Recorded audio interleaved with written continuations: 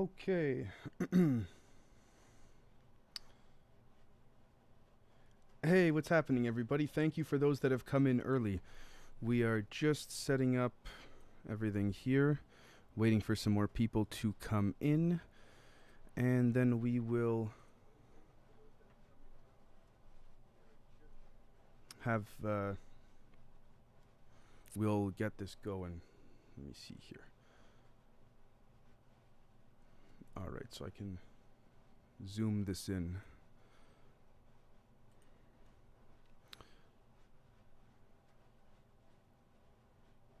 Oh, perfect, perfect. How's it going, everybody?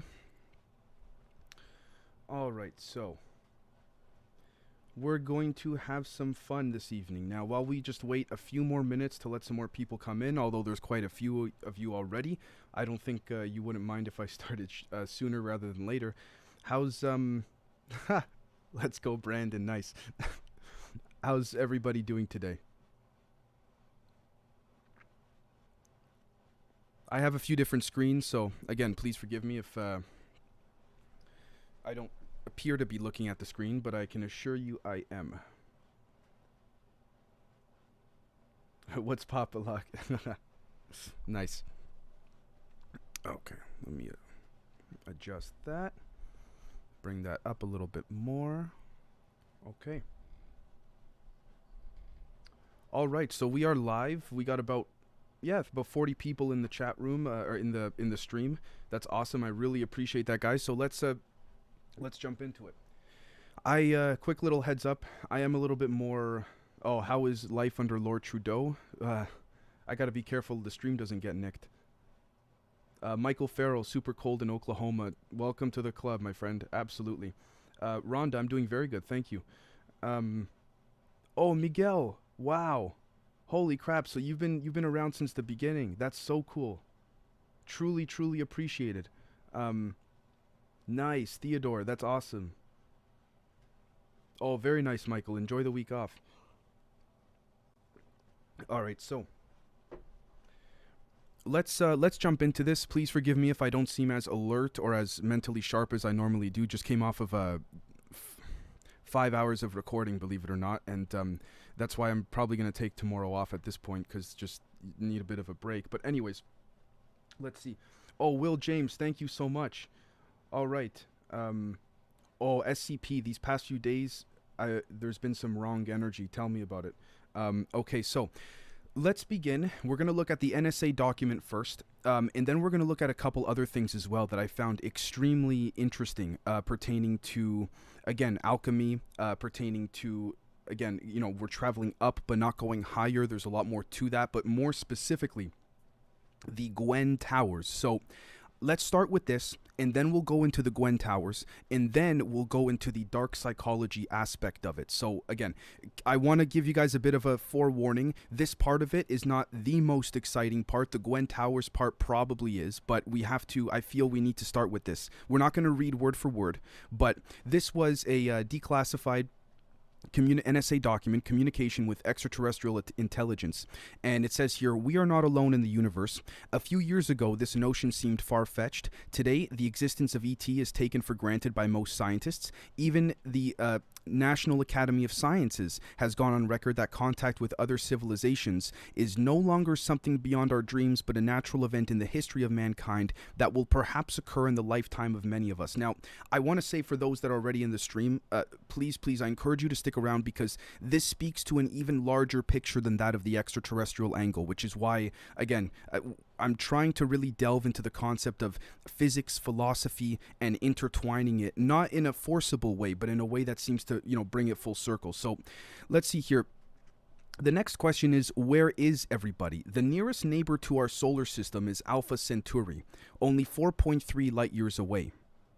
Okay, but according to Dr. Shu Hang of the National Aeronautics and Space Administration, its planetary system is probably too young for the emergence of life.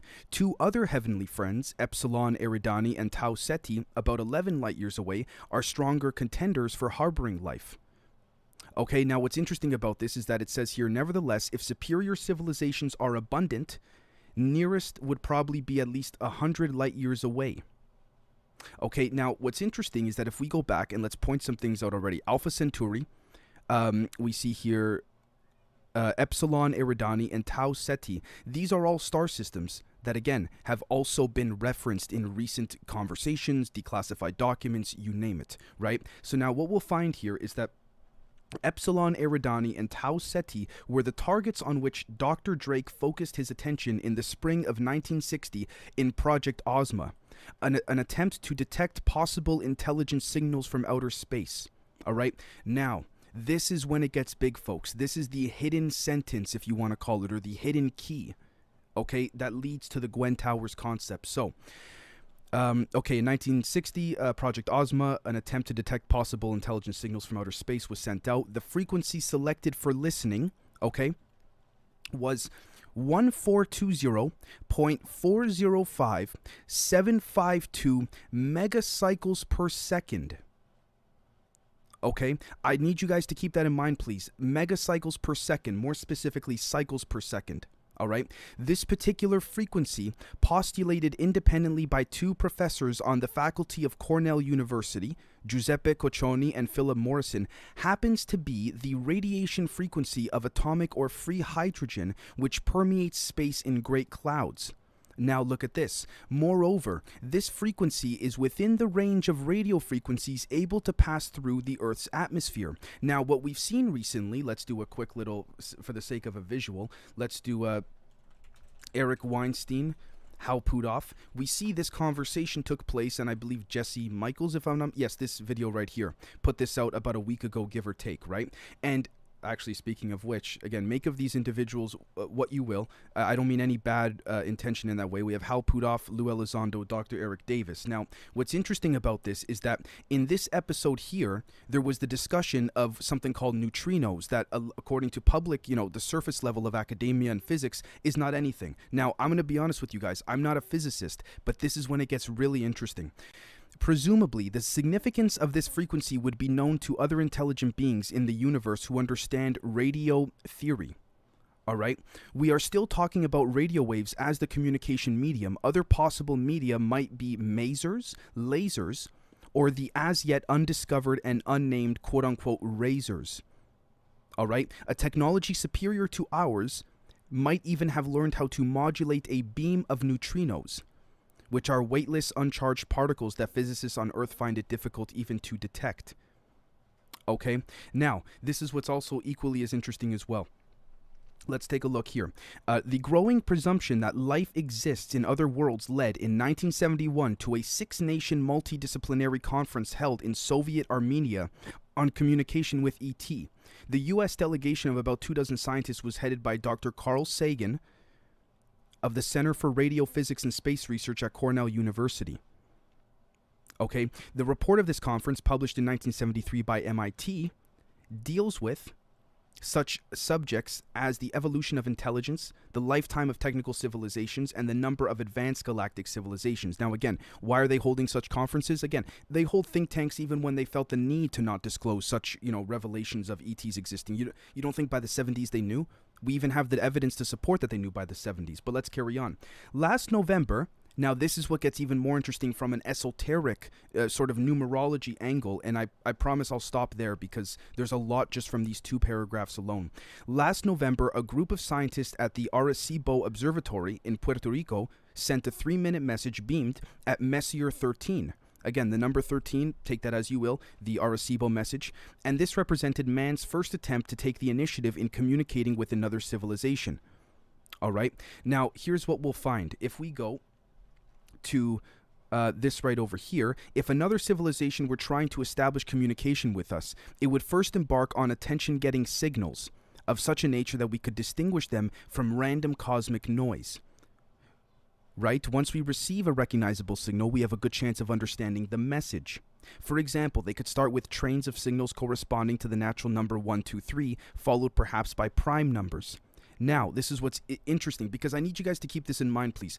This was written already knowing and working with ETs. This is not, oh, this was like a 1930s document. This was, again, not anything new relative to today's modern day. But notice how the quote unquote interpretations or recommendations and suggestions from the committee of scientists that helped formulate this document are the exact same methods that are being used now that those at the top are telling us is what's happening with quote-unquote potential ET disclosure, which could, to play devil's advocate, this could worry us.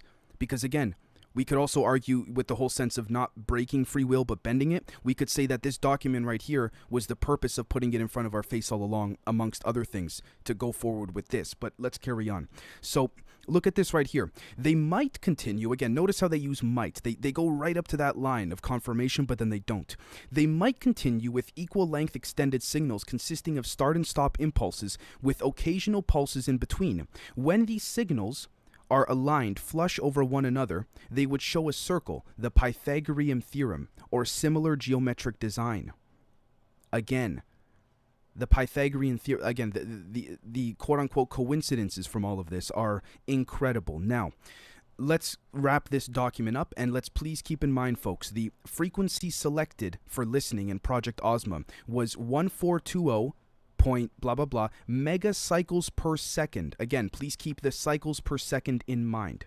All right, so now let's head on over to the bibliotecaplates.net. Again, a fantastic indexing website. I really hope the stream doesn't get taken down for this, because I mean we're towing the line here, but I don't care. It's very important that we present this.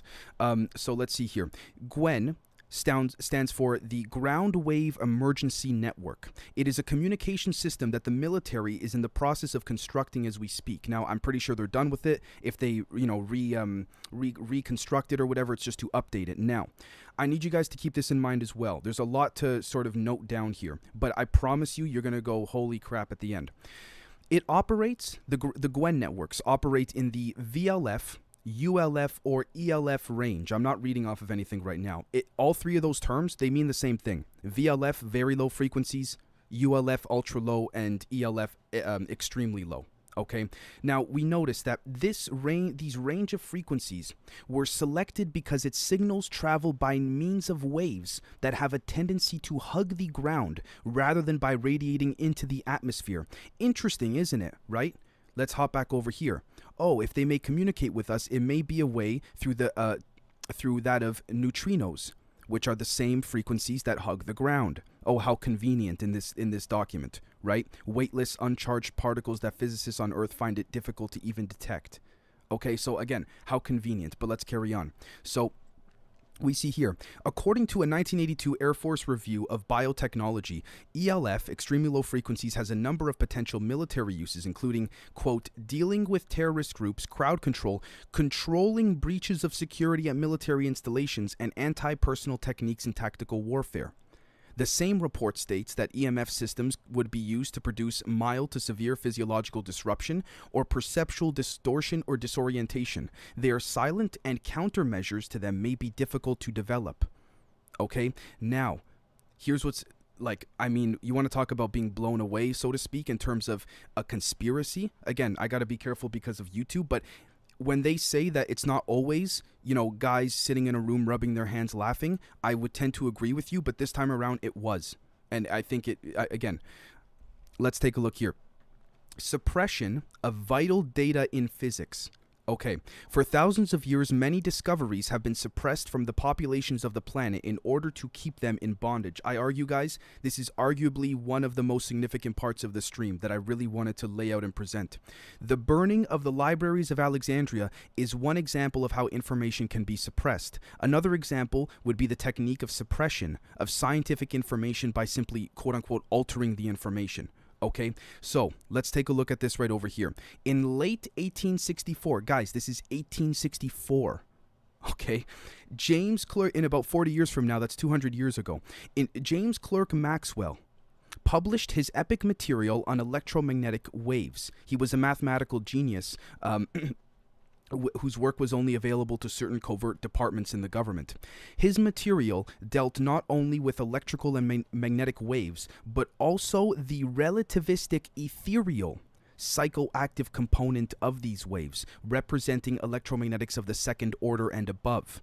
Now, as we go on, we're actually going to connect this to Dr. Eric Davis reports, you name it, but let's continue on. The equations also included transformations that enabled the change from inertial frames of reference to non-inertial frames of reference. Okay, I know for layman's terms, I'll break it down for you folks shortly. Maxwell's original equations were written in something called the quaternion notion, a complex mathematical system available at that time before vector analysis was introduced by Oliver Heaviside. Today's generalized equivalent of quaternions is tensors. So you know quarks and tensors in quantum physics? Mr. Maxwell discovered it all the way back then, at least the tensor part of it. Okay, now look at this. In short, Maxwell's original work gave the necessary information for gravitational propulsion and psychoactive devices. Someone somewhere recognized this. Keep that in mind. For shortly after Maxwell's death, the mathematician Oliver Heaviside, the chemist Willard Gibbs, and the physicist Heinrich Hertz decided to quote-unquote edit or interpret Maxwell's famous equations, which were, in their original form, the foundations of electromagnetics and unified field theory. Basically, we could argue he had the answer to the quote-unquote theory of everything, or the answers to the universe. Now, the unholy trio, this is what I meant when I said three, like, a handful of guys rubbing their hands laughing. This was that. This unholy trio, especially Heaviside, disregarded the quaternions, or as we now call them, tensor or scalar components of Maxwell's original equations, because they represented potentials and not fields. Now, let me just break this down. Potentials, I'm not trying to give the official definition. Please forgive me for those in the stream that may know physics better than myself. Potentials, I believe, refers to something that has not been proven per se, whereas a field is something that can be observable, proven, you name it. Maybe I'm incorrect there. Mr. Heaviside thought the same Heaviside that quote-unquote interpreted Maxwell's work after he died, interpreted. He thought potentials were akin to mysticism. And he said, because, quote, everybody knows that fields contain mass and da-da-da-da-da, you can't create mass from nothing. Idiot. He knew you could, but he covered it up. Everyone knows that fields contain mass, and mass cannot be created from apparently nothing, which is what potentials are, both literally and mathematically. They're an accumulation of reservoir energy. So, this is the big debate these days about anti-gravity. Scientists, like people like Dr. Eric Davis, are saying we could pull energy from somewhere, and it's not from nowhere. It's from the higher dimensions. But the second world governments and academia admits that there are higher dimensions, there goes, the control structure in many regards. Now, look at this. Furthermore, not only did they throw away the gravitational component with the quaterny or the tensor scalar, but they also postulated that gravitation and electromagnetism were mutually exclusive. They were separate, not interdependent. Again, there goes that as above, so below concept. That was the death blow to subsequent efforts by scientists to realize a functioning unified field theory. By the way, you know how we measure all of our frequencies in hertz now? One of the three guys that helped screw this all up, Heinrich Hertz, named after him. How beautiful. Because of this one act, electromagnetism was reduced from its original 5 dimensions to only 4, X, Y, Z, and time. The element of G was removed. And now, it seems as though the element of G is what we can refer to nowadays as intuitionistic mathematics, that legit quantum physicists are studying, quote-unquote magic. I was a little bit more hesitant to use that word back then, but not as much now. Look at this now. Guys, they literally screwed the human race, these 3 people. Because of this deliberate act, 22 other errors exist today in electromagnetic theory. I don't believe they screwed us over accidentally, by the way. The very concepts of force, mass, and charge are ill-defined. And the so-called static electrical charge has been discovered by quantum mechanics to not be static at all, but to move rotationally by virtue of the quantum mechanical spin. Okay, 2 things behind this. Mr. Maxwell already discovered this, but we're just rediscovering it again. Oh, how convenient. On top of that, Hal Puthoff said to Eric Weinstein, again, make of these individuals as you will. I understand the perspectives from them. I really do. He said general relativity from Einstein. It's not that it's incorrect. It's that it's missing certain variables. And things that we thought were solid constants are actually like spinor variables. And I'm not trying to use word salads. Please forgive me. Essentially, like, think of this this card, I guess you could say this card right here, right? Think of it, instead of we thought it would stay still, it's now just constantly spinning. Now look at this. Finally, adding insult to injury, the so-called imaginary components, which they're not imaginary, they were just the variables representing higher dimensions, of Maxwell's original equations, as well as the mutilated version of the equations, have also been discarded or ignored. I can't help but think how many humans in the past discovered this, and then, again, whatever species is controlling us found out and destroyed it. With this last error, the door to hyperspatial dimensions was forever closed. Hyperspatial dimensions, folks, that's free energy, that's the whole thing. Telekinesis, all of that. For the present mathematics and physics of electromagnetic theory do not allow for hyperspatial domains, which are domains outside of the 3 dimensions that we know of. Or they do not allow for superluminal signs, signals that exceed the speed of light or are infinite in speed. And it does not allow for a unified field theory. Now, you guys thought that was it? It gets even worse, or better, depending how you view it. The quaternion or the tensor approach captures the ability to utilize EMFs and produce local curvature of spacetime. Oliver Heaviside wrote a subset of Maxwell's equations where this capability is excluded. Dr. Henry Monteith has independently discovered that Maxwell's original quaternion theory was a unified theory, or a quote-unquote answer to everything. Now, I think this part's flawed, because I think Einstein secretly, he actually solved his sort of theory of everything concept, and they just covered it up. But Einstein assumed, because he only had access to the altered equations, not to Maxwell's original equations, that curving spacetime could only be achieved by the weak gravitational force due to mass, that the local frame would always be a Lorentz frame, which would mean that all operations would be constrained to conservation laws of physics. Okay, that's a bunch of word salad for some of us, but this is the key point here. Let me actually move my face so you guys can see this, just for this one little thing, the most important point, I would dare to say. In the 1960s, the Hertz frequency, which was named after Heinrich Hertz, okay, was then replaced into something called, replaced the measurement cycles per second. Okay, remember what I said? Keep that NSA megacycles per second sentence in mind. Let's go back. Let's look. Give me one quick second here. Let's look at here we are. The frequency selected for listening when they sent the frequency out into space was 1420 dot blah blah blah megacycles per second. All right, and what's interesting is that by then it had already been changed. All around the world, the global standard of measuring frequencies, at least publicly, was changed from cycles per second to hertz. All right, now what does that mean? That means this. Since then, everyone thinks that all EMF waves are Hertzian, strictly Hertzian. Look at your radio, it's in hertz, Hz. Here's the thing though, only the upper portion of the spectrum before infrared contains Hertzian waves. So what does that mean? Extremely low frequencies, ultra low frequencies, very low frequencies, whatever you want to call it, are not waves in biosystems, and natural phenomenon are not Hertzian in nature, which could, like, I don't know. I was blown away when I saw this. I mean, yeah. Thanks, guys. Sorry, I'm just checking the chat now. I got really excited. Sorry if it's blurry here.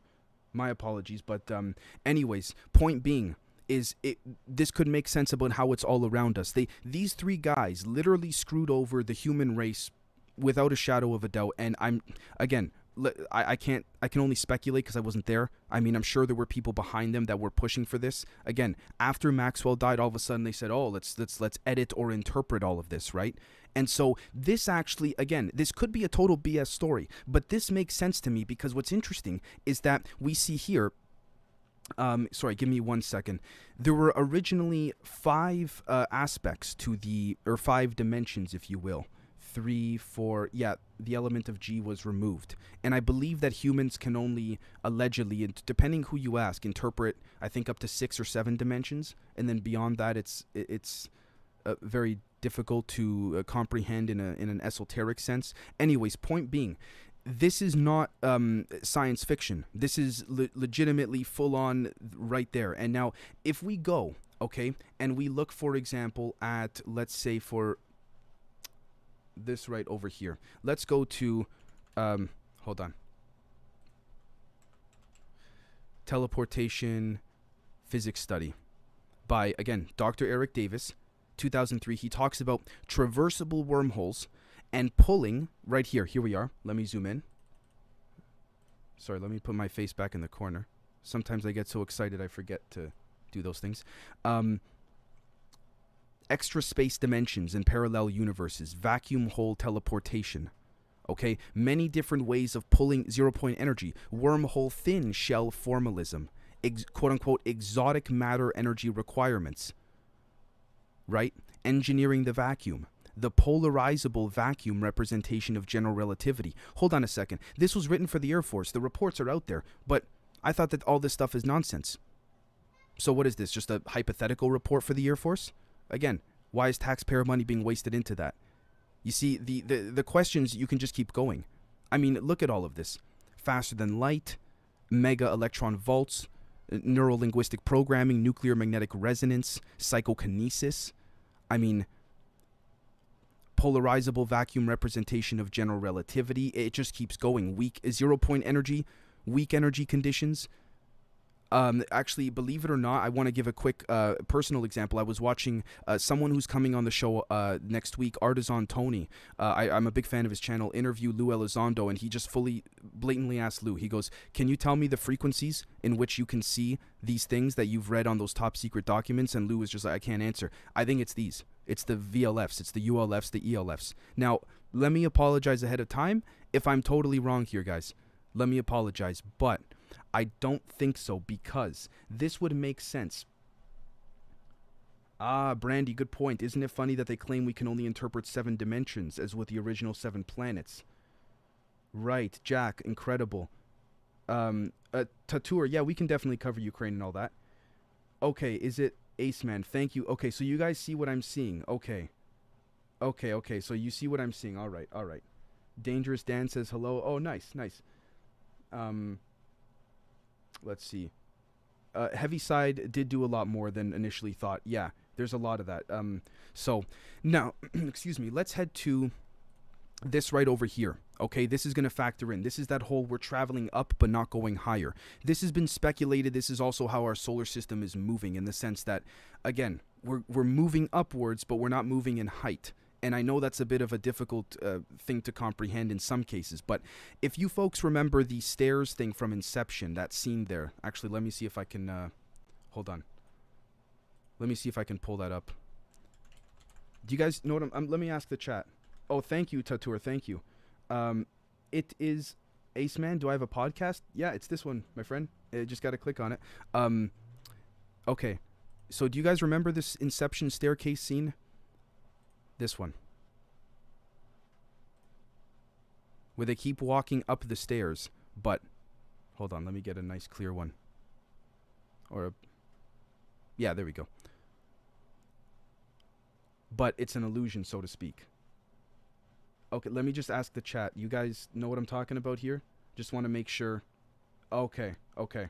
Nice. All right. So essentially, that seems to be what's happening with our solar system, specifically ours. Now, I'm not saying it's not happening to others. I'm just curious if there's been, and I don't have the answer to this, sadly, but if there's been some type of form of suppression that has created this, or if it's not even our planet that is not just being suppressed, but this entire dimension, so to speak, which brings us back to that whole angle of extremely dense astral vibrations being mixed in with the physical in some cases, or in a vast majority of cases. But, let's see here. Brave search engine. Yes. Yeah. Didn't someone say recently they found the correct filter light spectrum to use to photograph hidden UFOs? I think so. King Magnus, spiraling upwards but not going up. Yes, and this speaks to a larger picture of the spiral, because if we go back to, again, the ancient Sumer, Egypt, you name it, again, the Naga, interestingly enough, as well, representing the serpent, we can relate that to the, the reptilians, Orion, Dracos, what have you, but also, interestingly enough, it's related to that of the double helix, the staff, right? Let me see if I can get the Naga Egypt staff double helix. Should be on here. Oh no. Here we go. Yeah, there we are. Yes, here we are. Then there's that, of course, this is the toroidal field, you name it. Now, we can argue again that, one second. Yeah, we can argue again that this whole concept of the spiral and all of that stuff is overlapping itself on top of our own DNA, so to speak. But again, there's clearly a consistency here, right? The Sumerian caduceus, Aaron's rod, the Sanskrit chakras, the Hermes caduceus. It just keeps going and going. And then, of course, there's the whole thing with the pine cones. And I think we'll finish that off. We'll finish hearing about that tonight from Mr. Graham Hancock, if I'm not mistaken. But, yes, essentially that's what we're seeing. Let me just also make sure. Hey, Dan, what's going on? So now, if we head back to, hold on, Bismuth. Sorry, one second. All right, let's head to drjasonjones.com. Now, for those on the Patreon, please forgive me if you're watching now, if this is a bit of a broken record. We've been through this a few times, but I wanted to go through the concept of the dark psychology triad, because what we're seeing here is the mental and esoteric influence that is used through, again, what quantum physics is now showing us to be the manifestation of your own thoughts, right? And again, actually, I don't want to get the stream taken down, but we can also relate these exact tactics to the last 2 years of what we've been going through. So we have the first one, love flooding, compliments, affection, or buttering someone up to make a request. You then have exaggeration, untruths, partial truths, or untrue stories, right? The lying side of it. You then have the love denial. You withhold attention and affection, which creates sort of a mental distillness within one's mind. And this, by the way, speaks to that of not just societies, but also if you were a species doing this to an inferior species, it's the same tactics over and over. Maybe the orders of those tactics are a little bit varied, but it's the same thing. So again, withdrawal, avoiding the person or silent treatment, mess with the head even more, right? Choice restriction. Again, giving certain choice options that distract from the choice they don't want someone to make, which uses something called reflexive control theory, okay? And by the way, when you start to look at it from this perspective, I'm not saying I'm correct, guys, but I can't help but notice, and I want to say, when you look at it like this, you start to laugh in terms of, like, you almost have to applaud how in our face it is that these whatever, I'm not saying this is, factual, but these alleged Dracos have control over us. You again, even going back to the whole concept of the GWEN towers thing, you almost have to give them an applause. Either that or you got to cry, right? So reverse psychology. Tell a person one thing or do something with an intention to motivate them to do the opposite, right? Which is what you really want. And then there's the final part. This is, in my opinion, one of the strongest ones of them all. Because if you have the power of persuasion, okay? If you have the power of creating an aura or an orbit around you, right? Again, we can also argue when someone gets very charismatic, people, again, I have to say, people like Hitler, people like Epstein, people that have been known to be very charismatic, they emit frequencies off of them that we can't detect in Hertzian measurements. But again, if we could have a very low frequency ELF or ULF detector, you may see the bioresonant frequencies actually increase, because it might be like, oh, there's more frequencies there than we thought. Yeah, there always were. Right? And I say this because when someone uses semantic manipulation, which is that they use words that are assumed to have a common or mutual definition, yet the manipulator later tells you they had a different definition or understanding of it. My gosh, if you can say that and you mix that with just having a natural energy of persuasion and charisma, again, you're almost unstoppable. Someone would have to put a bullet in your head to stop you, because when you mix those two things together, what do you have? Genghis Khan, Hitler, I mean, this is just my perspective, guys. Please let me know if you think I'm missing anything in this in this regard here. Hold on, let's see here. Semantic manipulation. Oh, thank you, Jack. I appreciate that. The beanie, yeah, I appreciate it. Let's also head to that. All right, so let's head back to Bibliotheca Plays. Let's go a little bit more on the GWEN towers. Let's jump into that a little bit more, because I wanted to delve into the psychology aspect just to give you guys an understanding of the way in which these people, like even humans, again, we don't have to view these these persuasive people always as ET, right? But, okay, so let's see here. These are quasi-standing, extremely low frequency waves. Okay, hold on a second. All right. Earth is wrapped in a donut-shaped magnetic field. Circular lines of flux continuously descend into the North Pole and emerge from the South Pole. What does that remind us of? You know, Walter Russell's The Universal One. The ionosphere, an electromagnetic wave conductor hundreds of kilometers above the Earth, consists of a layer of electrically charged particles acting as a shield from solar winds. Natural waves are related to the electrical activity in the atmosphere and are thought to be caused by multiple lightning storms. Now, collectively, these waves are called the Schumann Resonance. Shout out to Mason, Schumann Beings, Telegram group chat, great chat.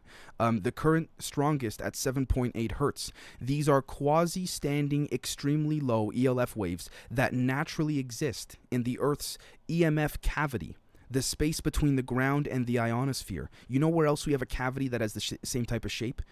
The pineal gland. Anyways, these Earth brainwaves are identical to the spectrum of our brainwaves. Oh, how convenient. Again, a parallel right there between the planet and our brains. 1 hertz equals 1 cycle per second. 1 kilohertz is 1,000 cycles per second. 1 megahertz is 1,000,000 cycles per second. And a 1 hertz wave is 186,000 miles long. A 10 hertz wave is 18,600 miles long. So radio waves move at the speed of light.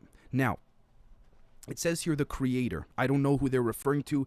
Anunnaki, I'm not sure, maybe even before that.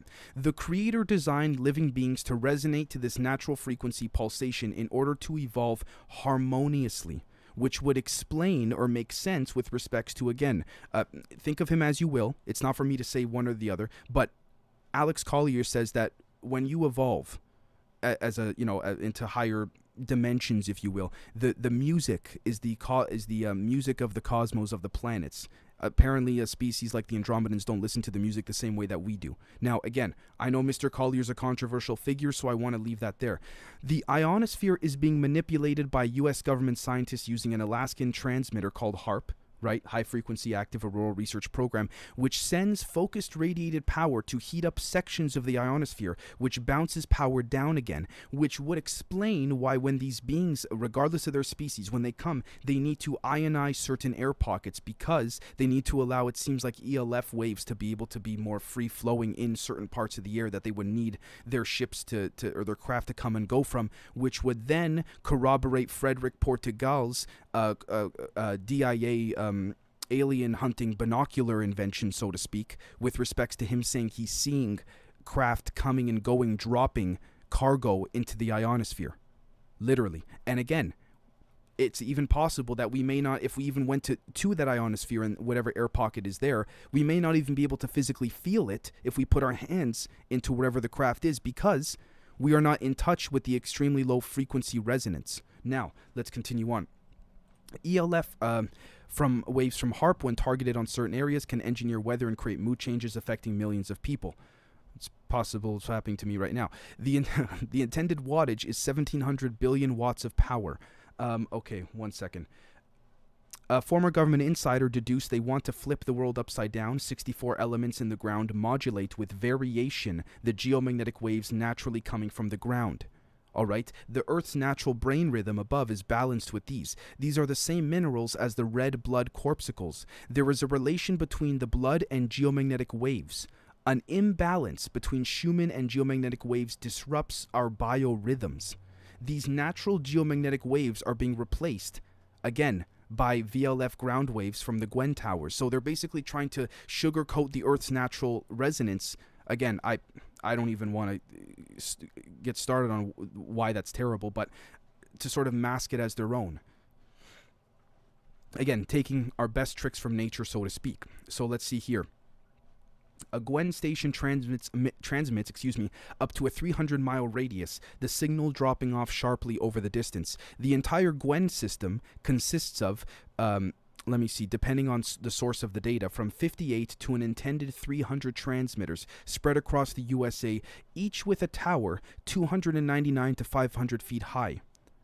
Okay, the 300 feet of copper wire fans out in a spoke-like fashion from the base of the system, interacting with the Earth in a thin-shelled conductor, radiating radio wave energy for very long distances. The USA bathes in this magnetic field, which rises to 500 feet, even going down to basements, so everyone is subject to mind control, which, in parallel to that of the alleged extremely low frequency, that is running through everyone's homes in an astral sense. This could be that or could be parallel to that. The whole artificial ground wave spreads out over USA like a web. It is easier to mind control and hypnotize people who are bathed in an artificial electromagnetic wave. Sorry, let's see here. Alexis, we've been live for just under an hour at this point. Let's see here. The whole, covering the entire floor with aluminum and buying a CET cylinder, a cosmic energy transformer from various places. One of them, Nordic Living Water Systems, can help. Now, let's see here. Hold on a second. There's a couple things I wanted to point out specifically. GWEN transmitters have many different functions, including weather, behavior, mind, and mood control of the populace, allegedly. I want to say that for YouTube because, again, okay. All right, here we go. GWEN towers are positioned on the fault lines and volcanic areas of the Pacific Northwest. Let's see here.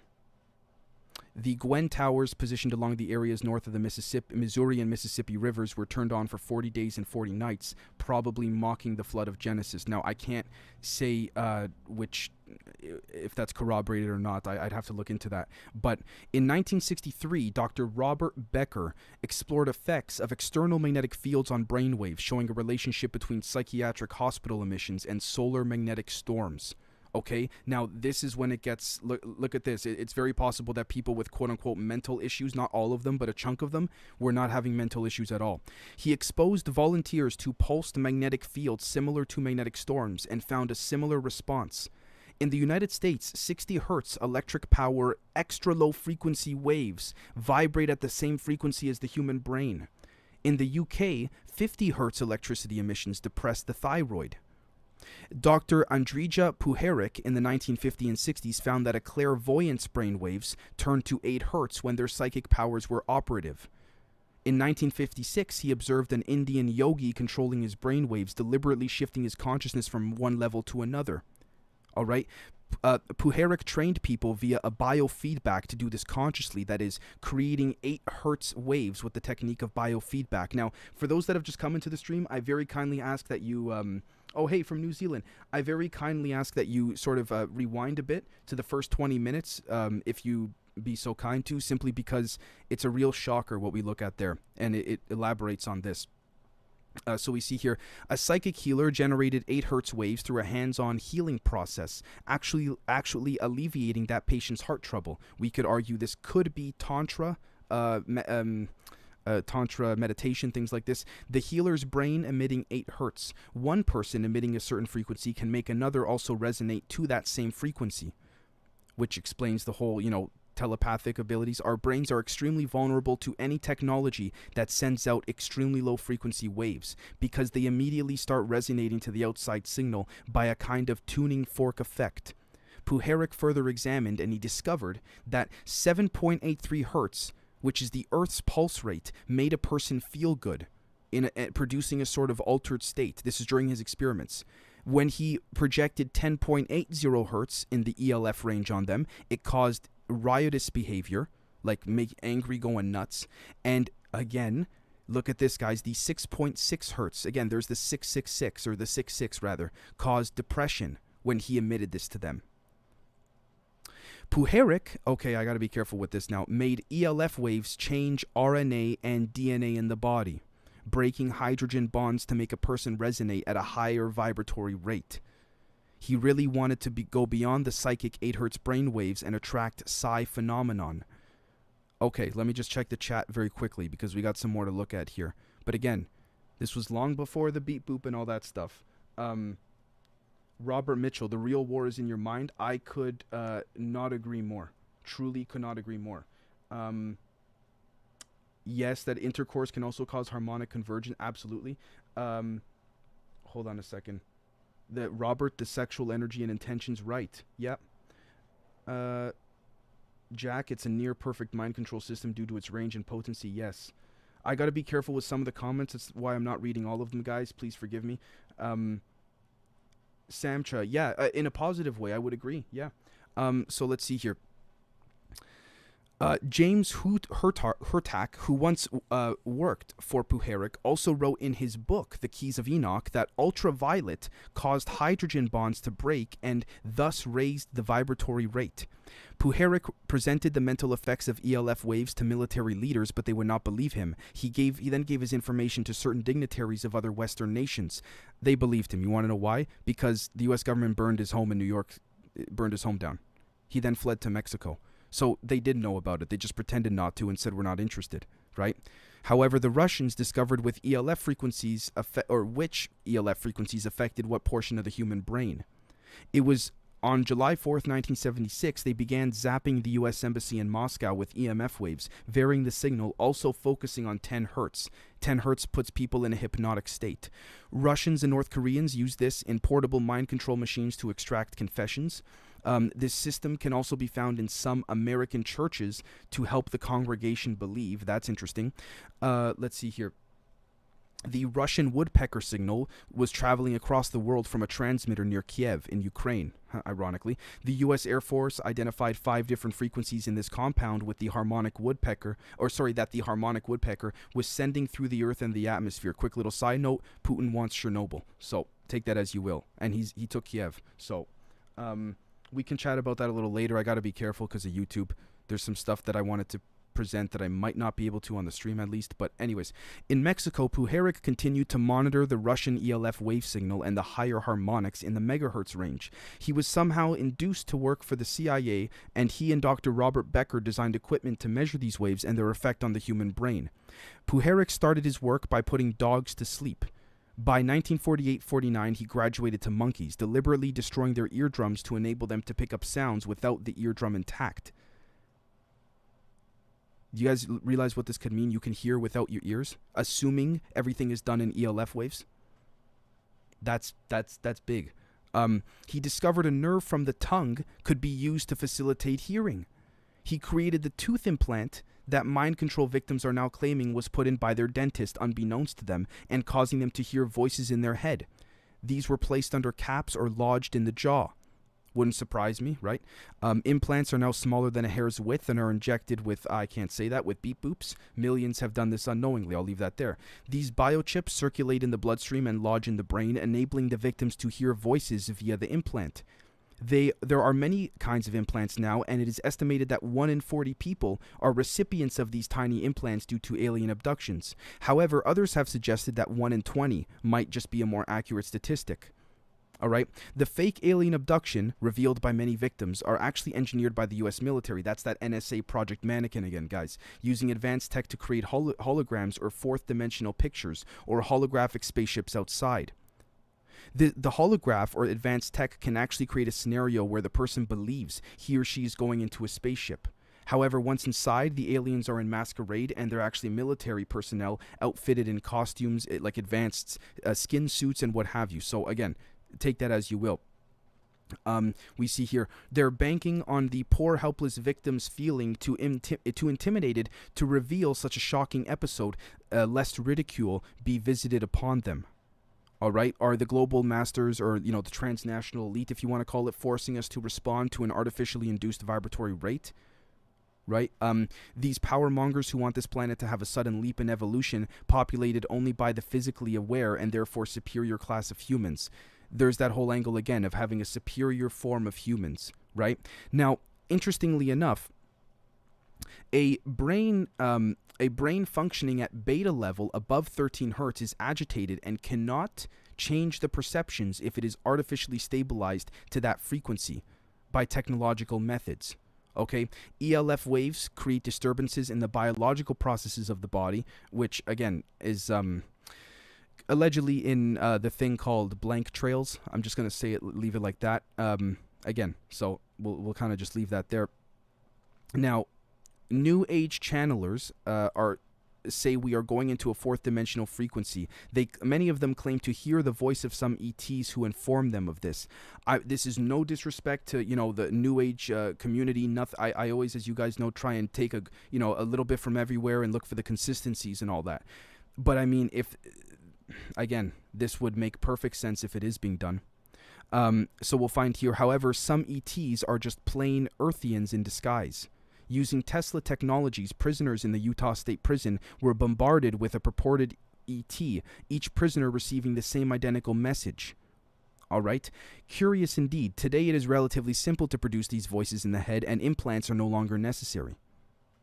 All right? Now, interestingly enough, hundreds of inmates at the Gunnison facility of the Utah State Prison and State Hospital were subjected to this brand of mind control. Notice, by the way, this was all 40s, 50s, 60s, 70s, all surrounding that. If you follow the money and all that stuff, a lot of it, not all of it, but a lot of it goes back to the Atomic Energy Commission, which is allegedly that same faction that believes no matter what, all these things are demonic and we want to keep experimenting on them. We want to keep it secret no matter what. Anyways, the tracking sorry, one second. Hold on. The tracking implants keep the staff and satellite system informed every few minutes as to exactly where to send the voice signals. The master computer and central headquarters for the GWEN towers is reported to be in Boulder, Colorado. It is thought that transponders are being made there. The central cellular computer is in the Boulder, Colorado National Bureau of Standards building. AT&T is also cooperating. Several agencies work together on this. Yeah, this would make sense. Okay, so all right. Basically, yeah, we've been through all of this. At the end here, it says awareness is the cure, so to speak. So let me just go through the chat very quickly just to see how everyone's doing here. It's messing up the life force balance. Yes.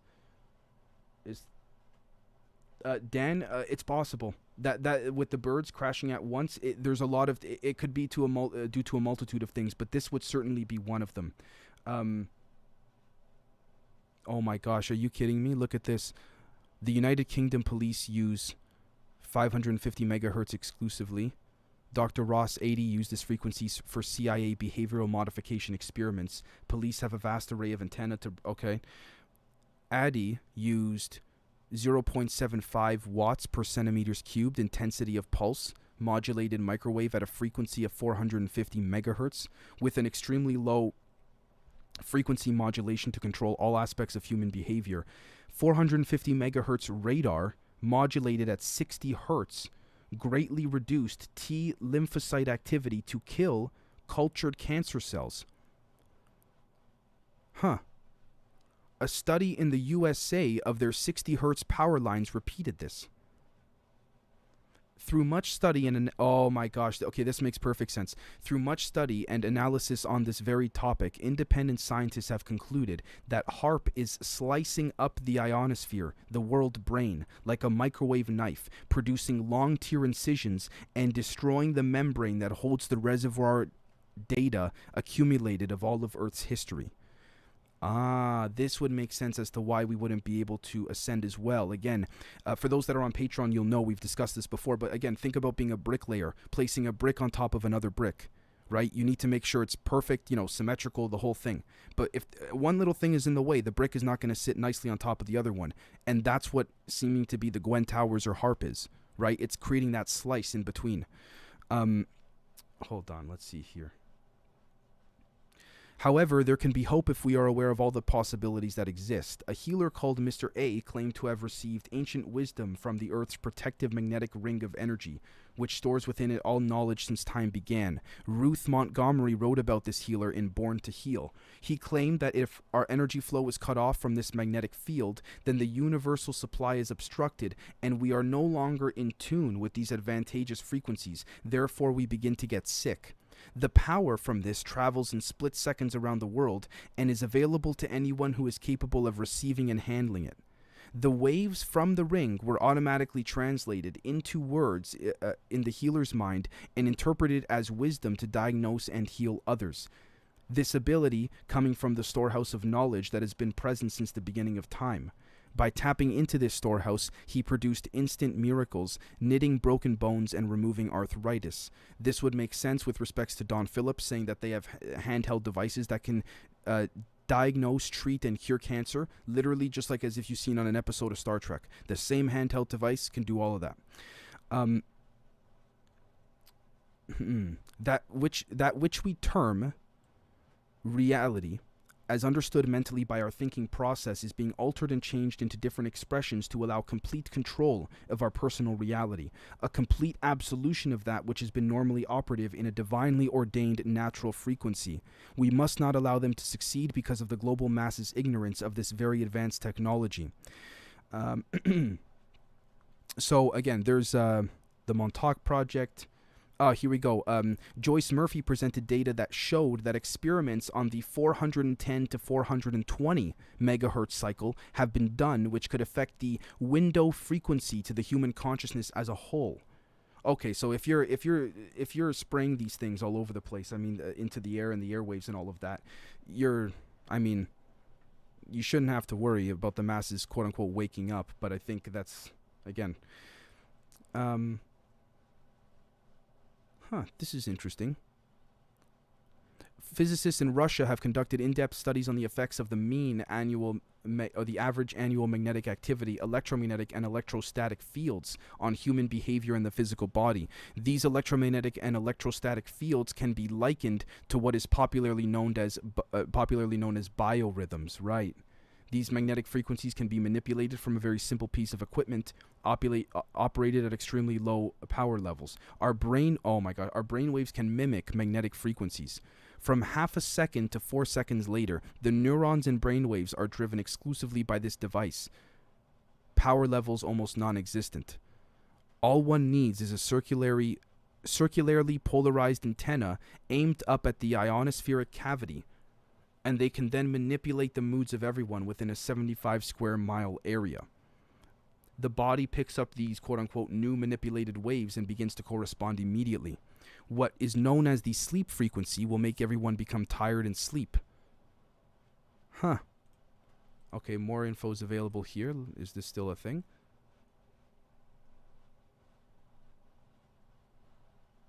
Okay.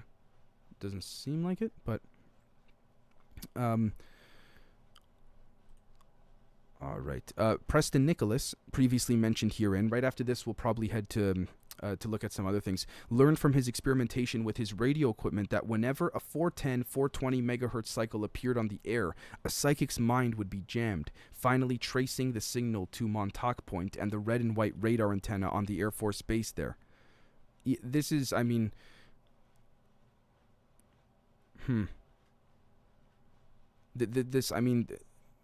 to me, this makes sense. It seems logical. Let's check the chat. Right, it's your soul signature. That right. These are data packets in the sun. Interesting. They don't want the right brain connecting or communicating with the left brain. HIV was just cured. Right. Yeah. You see, these carvings are doing. Yes, 509 divine. Absolutely. Okay, so we got some frequencies there. All right, I'm gonna close this up here. Okay, so I'm thinking we play for the next, I'd say, hour, and then we'll call it. Wow, an hour's already gone by. Holy crap!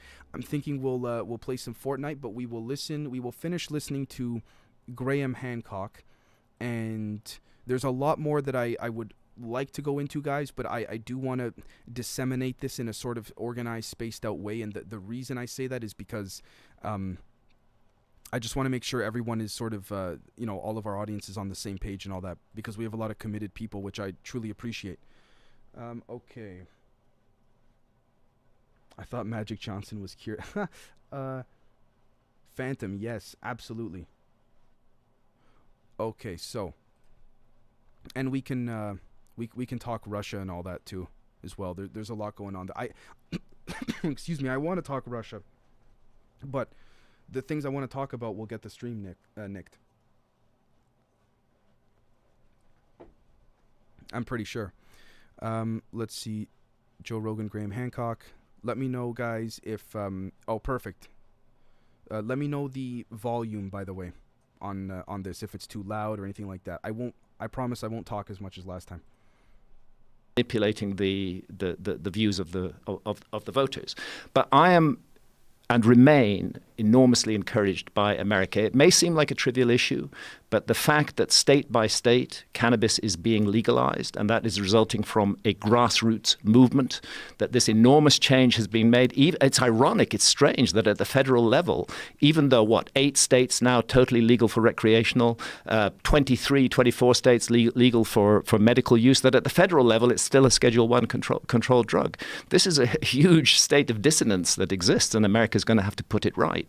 What it says to me is that people can change things. People can get together at the local level, and they can make a better world. Because there's no doubt that the cannabis laws were vicious and wrong and cruel and evil and ruined people's lives for decades.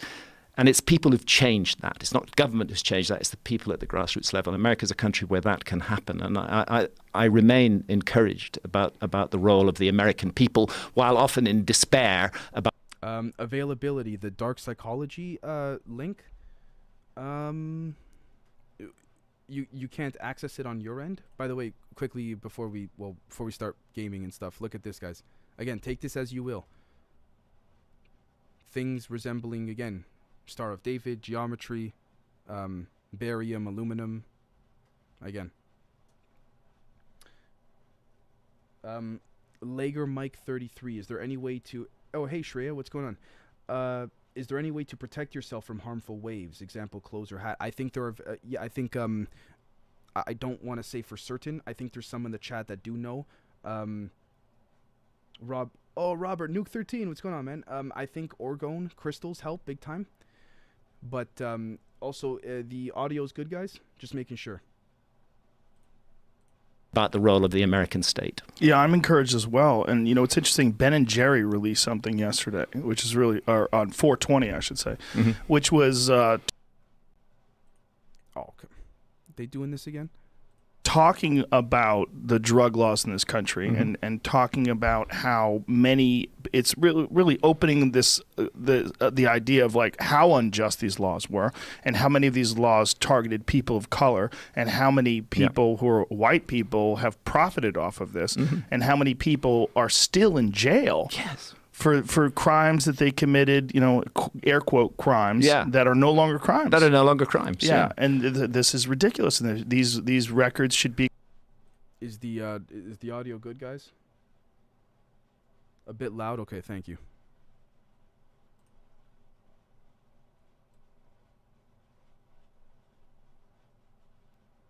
Expunged. They should be completely expunged. I see that California has made some steps in that direction. Yes. There has been some expunging of records. Well, we can only hope that also what opens up next is psilocybin is now going to be on the ballot. Absolutely. And when that opens up, I mean, what you really think marijuana is a gateway drug? Well, guess what? It is if psilocybin gets in. Yes. Because psilocybin can legitimately change the world. It certainly can. It really, I think marijuana can change the world, and I really do think that cannabis is changing people's perceptions and making people more calm and friendly, and even what they talk about with paranoia. I welcome that. And the reason why I welcome that is I think people are entirely too cocky. Yeah. The life we live is bizarre as you could ever imagine in a book, and we're just accustomed to it because it's our day-to-day existence. Take it all for granted. Yeah. Marijuana removes those blinders. It does. And it really makes you understand that this is a strange, strange life.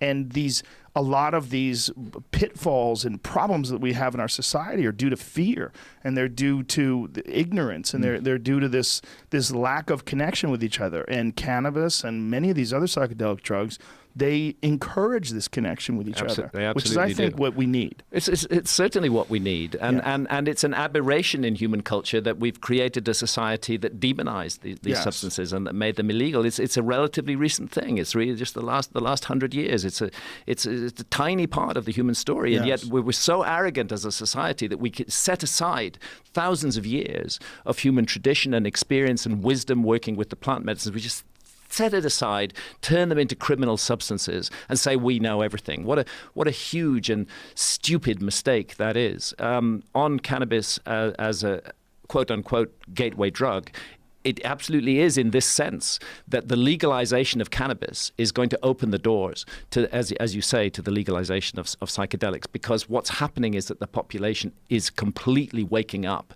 to the fact that they have been bullshitted and lied to about cannabis for the best part of a century. And once that dawns on people, the realization at a direct personal level, here's this herb I love. I have been lied to, systematically misinformed by central government about this herb. That leads to questioning of everything that central government does. And so in that sense, it is a gateway to a questioning society. The psychedelics are different in that psilocybin actually does lead you to question stuff. Yes. It leads you to really ask questions about everything, about your role in the world, about you as a person, about how you relate to other people, and about the whole system on this planet and the beautiful, gorgeous planet that we have and what we're doing to it. That also enters awareness. So it erodes confidence in authority, and it also erodes confidence in authority that doesn't have experiences that you've experienced. Exactly. That's the part of the problem, is that these people that are holding people back from these psychedelic experiences, they've never had them. They've never had them. So they don't even know what they're rallying. Availability. If you don't have a VPN, then I can help you in the. I can help you afterwards. If you'd like to email me, genzpodcast@gmail.com. If I may kindly ask, if Nils or Riel are in the chat, if you guys could just Google on DuckDuckGo Dark Triad Psychology, Dr. Jason Jones, and if you could just put that link in the chat. If not, please email me. Availability, genzpodcast@gmail.com. They're coming to it from a place of fear and prejudice. Yes. They're simply accepting stuff that they've been told without really thinking it through and examining it. And again, it's a failure of what human beings should be doing. We have to get rid of this fear. And ironically, it's bad for them as well. It's bad for the people that are actually encouraging these laws to be enforced. Yes, it's bad for the whole of society, yes. Because it is healthy for a society where adults become self-realized individuals, where they... Sorry, Phantom, you said really cool how I had theories of everything on my suggestions. Oh, hey, Goddess of Kratos. Kurt from Kurt Jaimungal, I'm not saying anything, but keep him in mind. I'm not... I said something on last time's stream in terms of big names. I'm just going to leave it there. He's a very nice guy. Stay tuned, I should say. Make their own responsible choices about their own lives, where they don't say, oh, government must make this choice for me. That's the next step for humanity. We need to start becoming our own leaders and making our own choices. And that is what's being revealed now that we're getting to the skull beneath the smile of the war on drugs. We're realizing that it's part of a big program of lying that has been about keeping people's minds closed down, not wanting free thinking. I've made this point several times, but our society is not against altered states of consciousness as such. Our society will allow Big Pharma to make billions of dollars with drugs that alter consciousness, like Seroxat and Prozac, antidepressants, which, in my opinion, having had some experience of them, are amongst the most horrible drugs on the planet. They are very harmful, very dangerous drugs, but they're completely legal and they're encouraged with our system. Likewise, alcohol. Just wanted to ask the chat if we could give a very special thank you to our friend Nils in the chat, trying to find that link. Nils, DuckDuckGo, Dr. Jason Jones, Dark Psychology Triad. Their availability should be able to find it.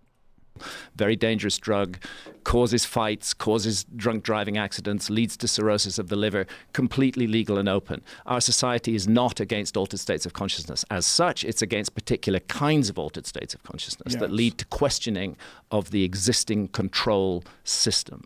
That's what's going on here. Hear, hear. Well said.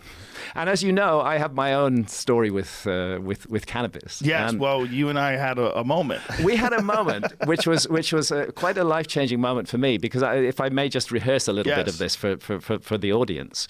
In 2011, I had a series of ayahuasca sessions in which it was shown to me that I was using cannabis completely wrong, that it had become a dominant force in my life, that it was making me, you're speaking about paranoia, paranoia, and I agree with you, paranoia is a useful thing, if only to overcome it, that it was making me paranoid, that it was making me suspicious, that I approached everybody around me in a state of suspicion. And I was shown this by ayahuasca and given a very strong message: you need to quit cannabis.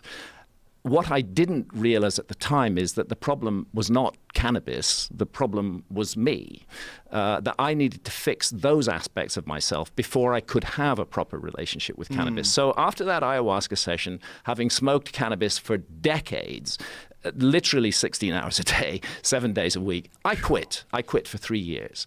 And then I'm on your show, and we're sitting opposite one another as we are now, and you asked me a question, are you still off the cannabis? And I say, well, I'm thinking of dipping my toes back in the water, at which point you produce a joint.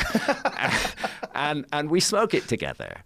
First of all, after 3 years, your tolerance is way down on cannabis. So I got really stoned. I did listen to that interview back, and somehow I held it together. Oh, you held it together brilliantly. You opened up, and it was like a wave of information came pouring out of you. It was wonderful to watch. It was a liberation for me. And what it said to me is, it's time to go back to cannabis, but perhaps in a different way. It doesn't.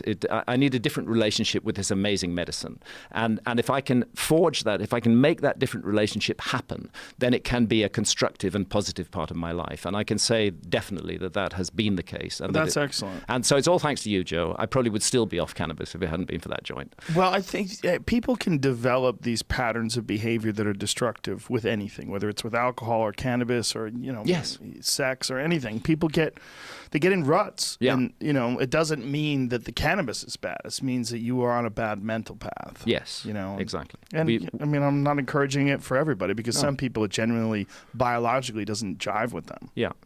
But the fundamental thing is, we as adult human beings need to take responsibility for our own lives and our own decisions. And we need not hand that responsibility over to governmental institutions, especially when it concerns something as intimate and personal as our consciousness. And my view is the ancient world had the right attitude to this kind of thing, and the modern world does not, and that we can sit down and learn a lot from the ancient world. A lot of people ask me, Hancock, you've been arguing that there's been a lost civilization in the human story, but what sort of civilization do you think it was? Well, one of the things I think is it was a civilization that used psychedelics. I think it was a civilization that emerged from shamanism, but did not stay at the hunter-gatherer stage, but that took the essence of shamanism and integrated it into a very different kind of civilization from our own, which pursued things in different ways. A lot of archaeologists have said to me, but we don't find any plastic bottles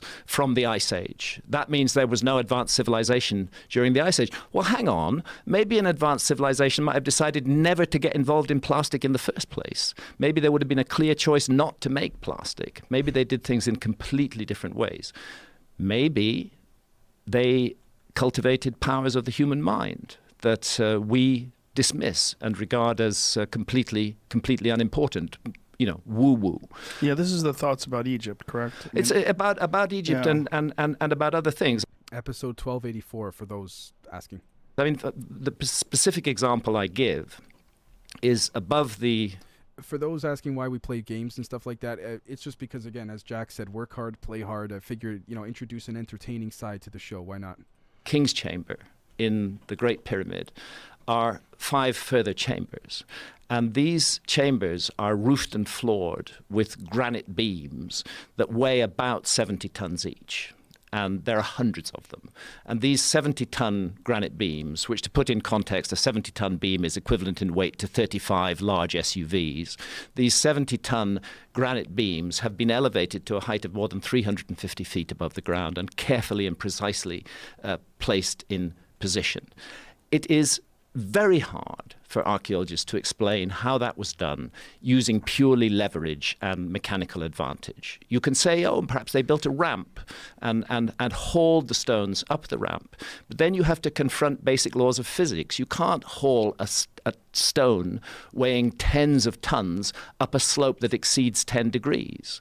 Then you start doing the calculation. How long a ramp do I need with a 10-degree slope to get to 350 feet above the ground? And the answer is you need a fucking fucking long ramp, which should still be there, because it couldn't have been a sand ramp. It would have collapsed under the weight of those stones. It had to be as massive as the pyramid itself. So this begins to seem like an absurd idea, the idea that is foisted on us by archaeology.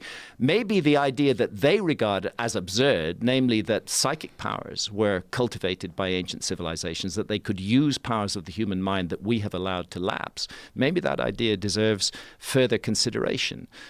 We have gone down a path of leverage and mechanical advantage. We're used to relying on machines, but we hear anecdotal reports of people who have telekinetic powers, who can move things with their minds, of people who have telepathic powers. And our automatic reaction is to just dismiss all of that because science says it's impossible, because science regards consciousness as local to the brain and doesn't see how it can exert itself outside of that. But maybe we should open up to those possibilities, that we're dealing with a very different kind of culture that used techniques that we have allowed to lapse. And maybe we could wake those techniques up again. Maybe the ability of human beings to do almost superhuman things is resident within all of us, but sleeping.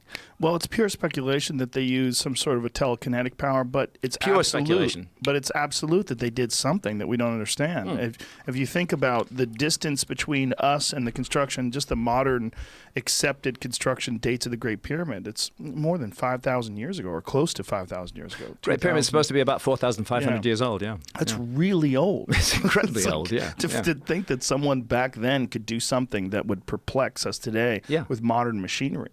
And that somehow or another they figured this out. It's almost like what they had done was leave behind something that was so stupendous, so monstrously impressive. I think amongst many other things, acoustic levitation may have been one of the things used.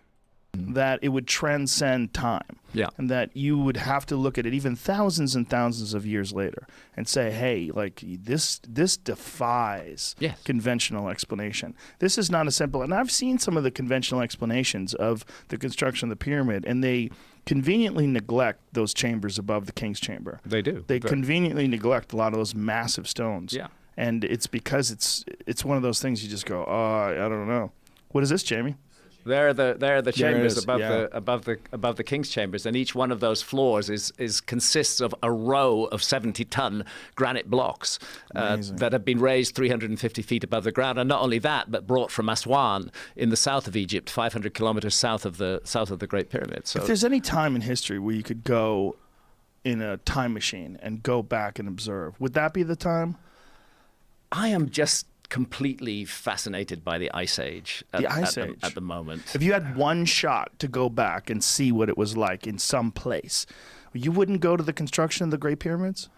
I think right now where I'd go is 12,800 years ago in the beginning of the Younger Dryas. Just to see. Because I think that's where the whole human story changes. I think that's where we change tracks from one path to another path. And following those cataclysmic events of the Younger Dryas between 12,800 and 11,600 years ago, following those, the signs of civilization that we see emerging are not the beginnings of civilization. They're a restarting of civilization that had existed before the cataclysm. And for that reason, I would like to be present during that cataclysmic event, if only to satisfy myself that it was indeed a comet. You see, the one thing there's no dispute about anymore is that the Younger Dryas was a cataclysm. You can't argue about that. The megafauna that die off, the disruption of human activity that takes place at that time, the huge climate changes. This was a cataclysm by any standards. Where the argument still goes on is what caused the cataclysm. I vote strongly for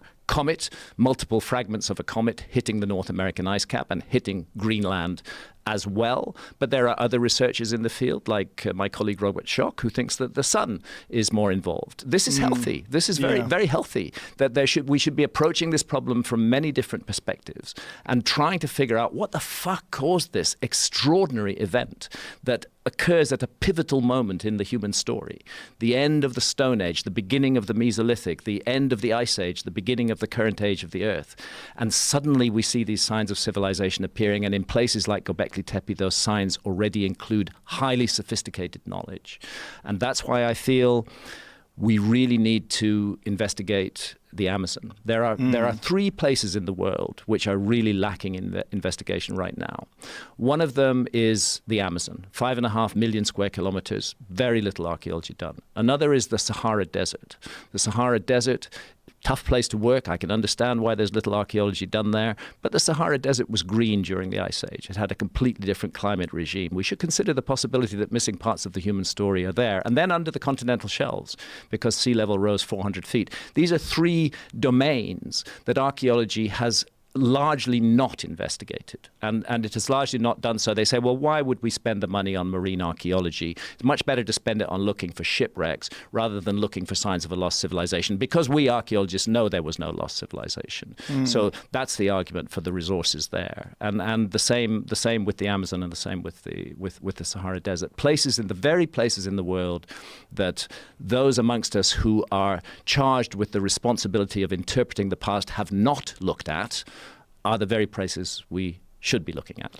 I had a thought once while I was under the influence, and it was a thought that one day computational powers will reach a point where they will be able to take into consideration all of the objects on Earth and what we know about the history, and vividly recreate the past through computation, to the point where you could actually know who did what, when people did things.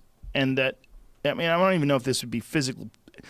Today, certainly not be possible. But with the exponential increase in computational power and technology and innovation, that one day we'll reach a point where you'll be able to watch, you'll be able to see what happened, and they'll be able to recreate what happened exactly. And that this would be something that would be, I mean, it's The Chronovisor, Project Looking Glass? impossible for us to imagine that someone would be able to do that right now. Yeah. But that one day with technology, as it gets more and more advanced, we will reach some sort of some innovation or some sort of an invention that will allow us to go back and see, literally see what happened, how things were done. Technology is changing our whole understanding of the past, and what you're envisaging is perfectly possible. We will come to a time, if we 100 years, 500 years. perhaps less, if we don't first destroy ourselves entirely as a civilization, we will come to a time where our cleverness and our techniques will allow a much wider opening up of the past than has presently happened. But it is already happening.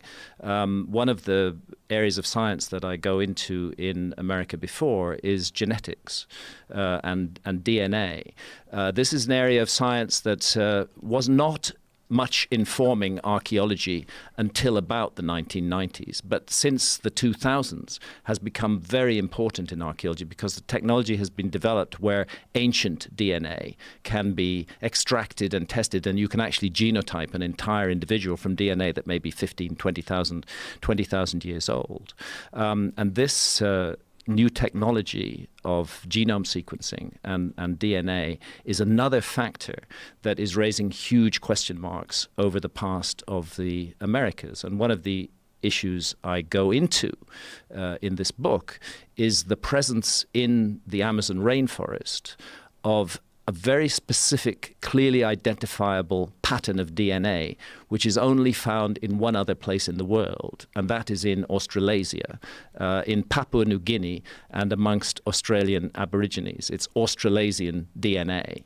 Now, in South America. Not only in South America, but in the depths of the Amazon rainforest, amongst tribes who've only been contacted in the last 20 or 30 years. And furthermore, although skeletal remains are rare, it has been found in ancient skeletal remains that are close to 11,000 years old in the Amazon. So that tells us that this DNA signal has been in the Amazon for at least 11,000 years. The geneticists think that it came to the Amazon during the last ice age. And this raises a huge mystery, because the peopling of the Americas is supposed to have occurred from Siberia, across the Bering Straits, down through that ice-free corridor into North America, down through North America, into South America, into Central America, and finally into South America. If that was the whole story, then we would find this DNA signal in North America and in Central America. We would not find it only in the Amazon. Well, I talked to some of the leading geneticists about this, but specifically Professor Eske Willerslev at the University of Copenhagen, who's been the lead author in a number of major studies of ancient DNA. And I asked him, what do you make of this Australasian DNA in the Amazon? And he said, honestly, we don't have a proper explanation for it at the moment. But what he did say is that the most parsimonious explanation, he used that specific word, the most parsimonious explanation is that a group of people during the Ice Age crossed the Pacific Ocean and settled up and ended up in South America and settled in the Amazon and brought their DNA with them. That would account perfectly for the DNA data. And when a scientist says the most parsimonious explanation, what that scientist is saying is he likes that explanation, that it's a simple, direct, clear explanation of the DNA mystery. But then he added, however, it doesn't make practical sense. And I asked him, well, why doesn't it make practical sense? And he said, because the archaeologists tell me that no human population was capable of crossing the Pacific Ocean during the Ice Age, at which point it was natural for me to say, do you really trust the archaeologists? And he said, well, in science, we do trust the work of other scientists. We don't really question it. We don't really investigate it. That's their side of the business. And my view is that is rather than taking this weird, anomalous Australasian DNA signal in the heart of the Amazon as something to be explained away and as something to be for it to be denied that it could be connected to a voyage across the Pacific Ocean. Maybe it's the first compelling evidence that voyages were taking place across the Pacific Ocean during the Ice Age. And maybe we should be opening up that whole issue for exploration. And again, I think a lost civilization is the best answer. And that near the end of the Ice Age, when the Younger Dryas cataclysm unfolds, it's not an overnight thing. It's very bad 12,800 years ago. There's about 1,200 years of horror. I don't think the civilization went down in a single day and night. I think there were survivors. I think bits of it were left. I think their project was to restart civilization. And I suggest very strongly that where they tried to mount that project was amongst the hunter-gatherers who coexisted in the world with them at that time. We ourselves are an advanced civilization, at least that's what we call ourselves, and we coexist in the world with hunter-gatherers. It's not an odd idea that an advanced civilization and hunter-gatherers should coexist, and there is separation between us and the Amazonian hunter-gatherers. There are tribes in the Amazon that are uncontacted and that we don't know even exist. If a catastrophe on the level of the Younger Dryas were to occur today, I don't think that our civilization would make it through. We are the spoilt children of the earth. We are just used to having everything laid on. You know, the supermarket shelves are groaning with food. We can get food delivered to our homes. We have roofs over our head. We have shelters. We have clothing. Everything is taken for granted. I guess you're an exception, but very few people in modern Western culture know. Donald, I will soon be playing some more games, but I'm on PC. How to survive. They don't have survival skills. They don't know how to hunt. They don't know how to gather. They don't know how to grow crops because they've handed that responsibility over to others. We live in a society that's highly segmented and specialized, and different people specialize in different things, but nobody has the vast general survival skill that a hunter-gatherer has. So in a global cataclysm, actually, at first counterintuitively, the people who would survive it would be the hunter-gatherers. And an advanced civilization would be smart, if they were survivors, to seek refuge amongst hunter-gatherers, to make that the place where they might try to restart their civilization. And that's why I think that this Australasian DNA signal in the Amazon may be part of the evidence for a sort of outreach effort that was being made by a lost civilization, seeing the disaster coming down on it and realizing that something needed to be done. Well, it's fascinating to me that the geneticists would rely on the archaeologists, being that the geneticists have the actual DNA that they can examine, where the archaeologists are piecing things together. Yeah, absolutely. Little tiny bits of information over the entire landscape. Yeah. And then you consider how much information they don't have access to that's in the ground. Exactly. I mean, there's so much. I strongly resist the idea that archaeology is a science. I don't think it should be described as a science. What do you think it should be described as? It's more like a kind of philosophy. It's an attempt to interpret the past based on rather flimsy and limited evidence. And what you find in that interpretation is that the preconceptions of the individuals involved are being imposed upon the evidence, which then turns out to support their preconceptions. And that's not a scientific way of doing things. A scientific way of doing things is testing hypotheses and seeking to falsify them and seeing if they work out. So the problem is drawing these conclusions and then being too rigid with these conclusions upon the further evidence. That's my view. Yeah. That archaeology has been much too rigid, and that there's a climate of fear in archaeology. I don't mean to pick particularly on archaeologists here. I think this is generally true across other disciplines as well.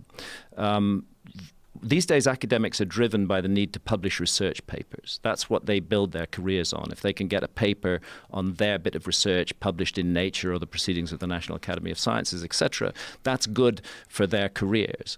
But then you confront the gatekeepers in those publications who regard any archaeological idea that is not part of the mainstream accepted consensus with great suspicion and are most reluctant. Those gatekeepers coincidentally have fantastic relationships with private industry, particularly aerospace. So to publish that information. Now, what is the mainstream when archaeologists talk about seafaring humans? What do they date that to? Well, the Polynesians, the great seafaring adventure that is accepted by archaeology is called the Polynesian expansion. And it's a remarkable story. And that occurs roughly 3,000 to 3,500 years ago. And those Polynesians were amazing ocean navigators. They could cross distances of thousands of kilometers with pinpoint accuracy. I mean, it's not an accident that the Polynesians found Easter Island. Finding Easter Island is a really challenging project. Easter Island is 2,000 miles from the coast of South America. It's 2,000 miles from the nearest other island, which is Tahiti. It's just a little speck in the middle of the ocean, but the Polynesians found it and settled there and appear to have brought a reproductively viable population there and appear to have made voyages back and forth. But that was 3,000 to 3,500 years ago. That was not 12,800 years ago. And this is where archaeology's adamant position that ocean voyaging was begun by the Polynesians and that there was no major ocean voyages before that, I think needs to be strongly questioned, and it needs to be strongly questioned in the light of this DNA evidence from the Amazon rather than rejecting the evidence. An attempt should be made to consider what that might mean. Well, it's interesting because we know that the Egyptians had boats. Yeah. And so, if there were boats 4,500 years ago, why do we think that they didn't try them out in the ocean? That doesn't make any sense, especially if they existed 1,000 years prior, which is also possible. Archaeologists wouldn't argue that the Egyptians had boats, but that is still within the framework of accepted history. It's the notion of a global navigating culture in the Ice Age that archaeologists can't swallow. It's a subject that I've kept on coming up against over a number of years. I think the best evidence for it is ancient maps, which show the world as it looked during the last ice age. I first explored this in Fingerprints of the Gods, and I've touched on the mystery again, and I have an appendix on the subject in this book, because I think these are very important. We're talking about maps that were drawn roughly between the 1300s and the 1700s. In other words, in relatively recent history. However, these maps were largely based on much older source maps, which they copied. And we can say that for sure, because one of the famous maps is the Piri Reis map, which was created by a Turkish admiral called Piri Reis in the year 1513. Actually, only a corner of his map has survived. It was originally a world map. We now just have a bit that shows the east coast of South America and North America and the west coast of Africa. Piri Reis writes in that map that it is in his own handwriting that he based it on more than 100 older source maps, some of which had come from the Library of Alexandria. In other words, that maps had been, when the Library of Alexandria had been destroyed in the 4th century AD or whenever it was, some of its contents had been rescued and brought to Constantinople, which became the Turkish capital. And Piri Reis had access to those maps, and he incorporated information from those maps on his maps, as well as incorporating more recent navigational information. And this is one of a whole category of maps which are extremely hard to explain. All of them based on older source maps, now lost. all of them incorporating extremely precise relative longitudes and latitudes. Latitude is not that difficult a technological feat, but longitude is a difficult technological feat. Longitude involves a chronometer. It involves knowing the time at the place you began your voyage and the local noon as well, and calculating the difference between them. You need a chronometer that will keep accurate time at sea with the motions of a ship. And it's just a plain fact that our civilization did not invent such a chronometer until the late 18th century. Before that, we didn't know what longitude we were at, and ships were constantly sailing unexpectedly into coastlines that they thought were hundreds of miles further away. So the discovery of the technique to do longitude was a major civilizational advance. Its presence in maps based on much older source maps that actually show the world as it looks during the last ice age suggests that somebody during the last ice age was mapping the world and had mastered the technique of calculating longitude. Classic example of these maps, and I make a point of this, is what's called the Pinkerton World Map, which was drawn in the year 1818, and it was based on the latest navigational information at that time. I reproduced that map in the book.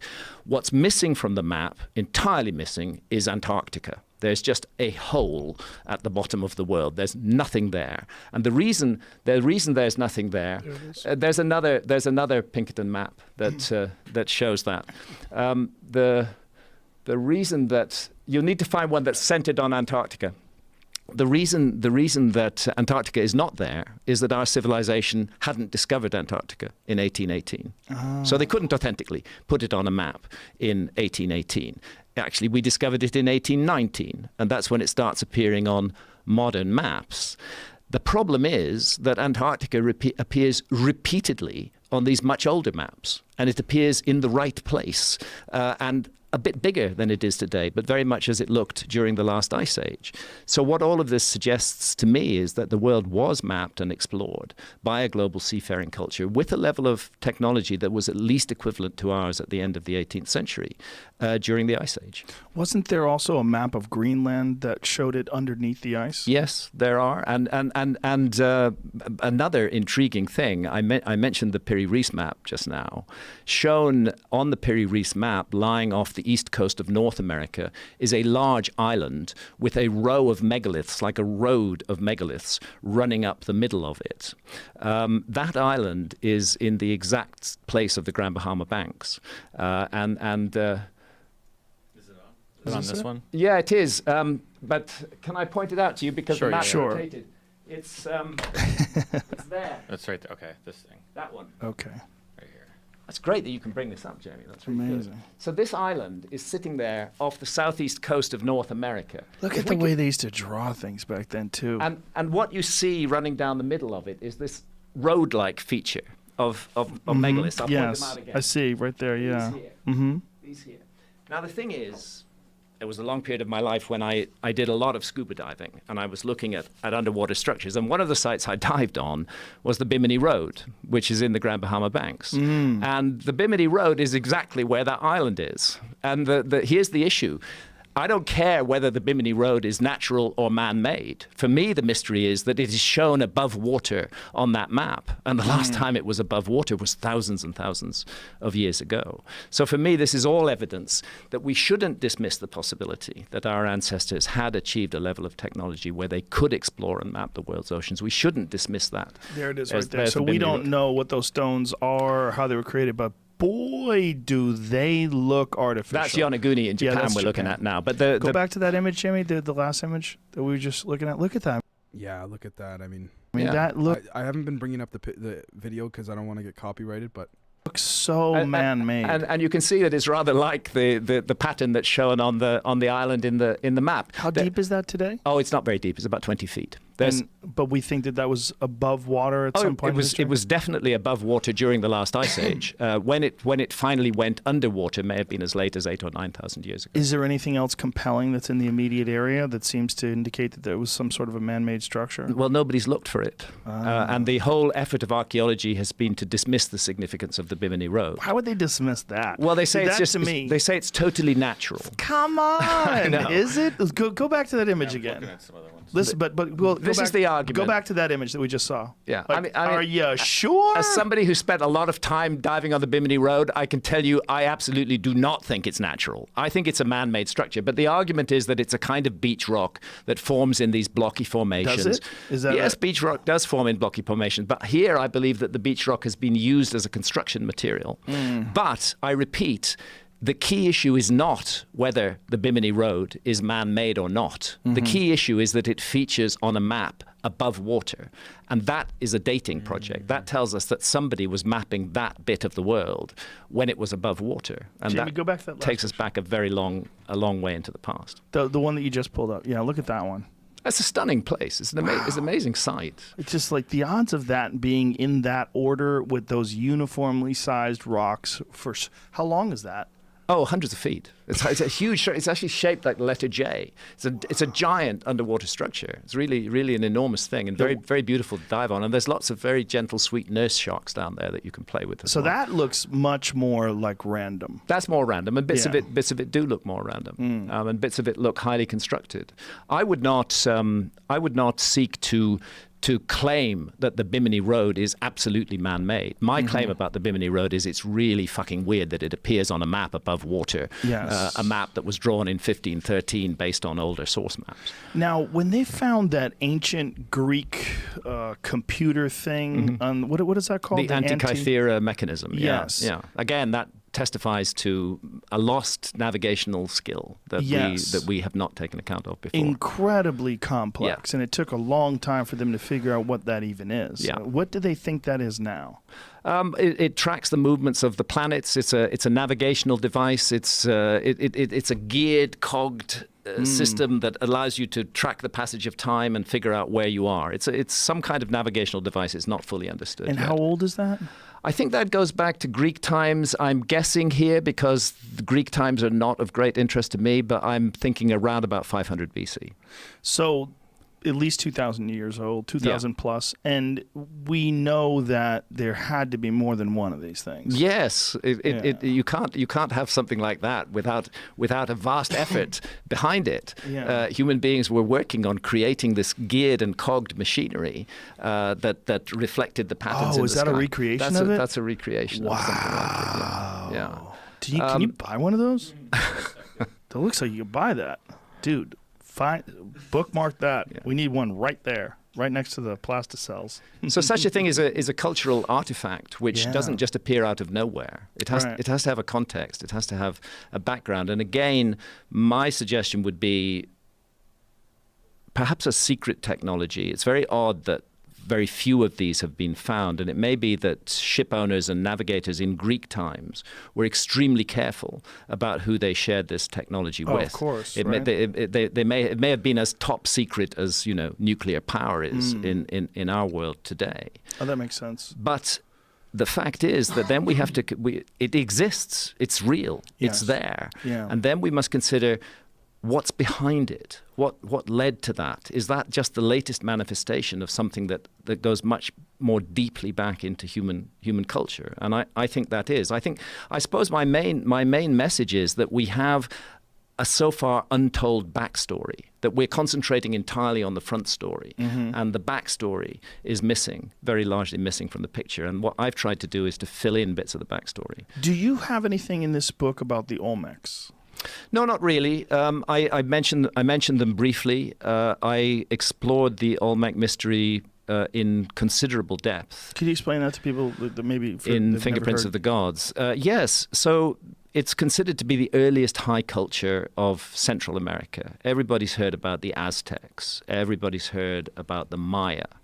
But before the Aztecs and before the Maya, there were a culture who are referred to as the Olmecs. Again, we don't know what they called themselves. That's what the Aztecs called them. They called them the Olmecs, and it means the rubber people because that rubber-producing area of Mexico. They worked in giant megalithic constructions. What they're most famous for is these huge carved human heads, which can be on a scale of up to 20 to 25 tons in weight, and which have curious features which have been interpreted variously as Polynesian, African, don't look like classic Native American features. Keep that up. But one of the things I've realized is that there is no classic Native American feature. That Native Americans are have a very complex genetic story with very many different elements brought into it, and we shouldn't be necessarily surprised by the supposedly non-Native American look of these Olmec heads. What do we think those helmets were that they were wearing? Nobody knows, because no physical example of such a helmet has ever been found, just like no physical example of an Egyptian pharaoh's crown has ever been found. All we see is the stone reproductions of them. Do they universally wear these helmets in these stone reproductions? They pretty much all wear these helmets in the Olmec stonework. There's another fascinating figure from La Venta, one of the Olmec sites, which is the earliest ever image of a plumed or feathered serpent. The feathered serpent is a famous icon in Central America. Quetzalcoatl, who's the god of peace, the bringer of civilization, who is associated, for example, with the famous pyramid of Kukulkan, which is just another name for Quetzalcoatl at Chichen Itza, where on the spring equinox a shadow effect creates the image of a serpent coiling down the stairway and joining with the carved head of the serpent. There's the image from La Venta. That's the earliest image of a plumed serpent in the Americas. And sitting in the middle of it, and I made a big deal out of this because I think it is a big deal in Magicians of the Gods, sitting in the middle of it is this human figure who's holding this strange bag in his hand. And it's just a fact that those identical bags are found in ancient Sumer in the hands of individuals who were considered to be civilization bringers, and they also show up on Pillar 43 at Göbekli Tepe. I call them man bags. And in that case, at Göbekli Tepe, we know they're at least 11,600 years old. So I wonder if we're looking at a sort of badge of office of a group of civilizers who traveled around the world trying to bring back to life a lost civilization and pass down. I deploy a concept in this book that I actually got from Richard Dawkins. Richard Dawkins is the author of the book called The Selfish Gene, and he's not one of my favorite people because he's a materialist reductionist, and he doesn't believe in spirit or any mystery in life, that we're just accidents of chemistry and biology. He also has no psychedelic experience. And he's had no. I did challenge him at a public event to go have a dozen sessions of ayahuasca. And just take acid once. Oh, just once would be enough. But he has an excellent out because, and sadly, he's had a stroke, so he has a good excuse for not doing that. But he is a clever man, and one of his concepts that he's introduced into human culture is the concept of the meme. We're all, I think, familiar with that word. Genes are physical reproductive mechanisms. They reproduce themselves down the generations. They replicate, they multiply, they're passed on from one individual to another. Memes are cultural objects, cultural ideas that are passed on and replicate and revolve notions of life after death. And I think the only way to explain these is that they have been inherited from an earlier culture that was in some way connected with the ancestors of all of these cultures. I think that's what we're looking at in the Amazon. We're looking at a meme which was deliberately created. Once you mobilize a population to start creating huge geometrical structures, you are also facilitating many other possibilities that an organized population allows. I think that's what happened at Göbekli Tepe. I think that's why they created the megalithic site there, to mobilize the local population of hunter-gatherers, to give them a project to do, to engage them, and in the process of engaging them, to teach them the skills of agriculture, which are fundamental to any concept of civilization. And it's weird the way agriculture just suddenly appears in Göbekli Tepe. And there's huge agricultural mysteries in the Amazon as well. May I share a couple of those mysteries with you? Before you do that, though, can you pull up that image from Göbekli Tepe of Pillar 43? Pillar 43 in Enclosure D. I would like to see that guy holding that bag. That is really fascinating. It's the bags are in a row along the top of the pillar. It's Pillar 43 in Enclosure D at Göbekli Tepe. Is there an image of that online that's available? Oh, okay, here we go. Yeah, there's the bags. So there's the bags in a row along the top. And it's the same sort of square-shaped bag. Yeah, the bag. Yeah. With a curved handle that you find on the earliest image of the pillar of the feathered serpent, and that you find. No, you have to go above that, Jamie. just a little bit higher up the pillar. Those bags, right at the top there. It's odd that this symbol crops up in many different cultures and tends to be associated with What's some the kind mainstream interpretation of those bags? There is no mainstream interpretation of those bags. That's my interpretation of those bags, which I freely confess. That's how I read them. I'm intrigued by the anomaly that the similar bag turns up in the hands of the Quetzalcoatl figure and turns up in Mesopotamia repeatedly in the hands of the individual so-called the Apkallu, the magicians of the gods, the bringers of civilization. And the plumed serpent, Quetzalcoatl it's an Aztec god, right? And Quetzalcoatl is an Aztec god, but the Aztecs acquired him from earlier cultures. The very fact that an image of the plumed serpent is given such priority in Olmec culture tells us that system of ideas was present during Olmec times, which takes us back at least to 1500 BC, probably quite a bit earlier than that, whereas the Aztecs are 1500 AD, so there's 3,000 years between the Aztecs and the Olmecs, and that same system of ideas is running through all of those cultures. And the Mayans had a name for it as well? Kukulkan. And what do you think that plumed serpent was? I think it's very clear from the accounts that have survived that what he's associated with are two things in particular. One of them, he's a god of peace. He's not a war god. And the other thing that he's primarily about is giving the gifts of civilization. This is what you human beings need to know in order to move on to the next level. That is the function and the role of Quetzalcoatl. And there are very similar, we could refer to them as civilizing heroes, who are found in other cultures and other locations. Osiris in Egypt plays that role as a bringer of civilization. There's hardly a culture in the ancient world that doesn't remember a time far back in remote prehistory when some kind of supernaturals or advanced human beings, and I prefer the latter, that some kind of advanced human beings were involved in a project to disseminate civilization. I mentioned the Tucano in the Amazon, who are big drinkers of ayahuasca. The Tucano have a fascinating origin myth. They say that the origin myth states specifically that their ancestors were brought to the Amazon. They were brought to the Amazon by a group of supernaturals who included the daughter of the sun and an individual called the helmsman who steered the serpent canoe in which this settlement mission in the Amazon was performed. And what these so-called supernaturals did was they brought the ancestors of the Tucano to the Amazon and they showed them the best places to settle, the best places where they might find hunting, the best places where they might create a village, the best places for agriculture. And then they left. But they left them behind one gift, and that gift was ayahuasca. Wow. That's the story of the origin myth of the Tucano. And it sounds to me rather like the other side of the story of that DNA signal in the Amazon, that a group of people were deliberately settled in the Amazon by human beings who they chose to regard as supernaturals. That's what makes sense of it to me. When I interrupted you to talk about Quetzalcoatl, what were you about to say? I can't remember. Oh. I'm in California. I've been smoking lots of dope, you know.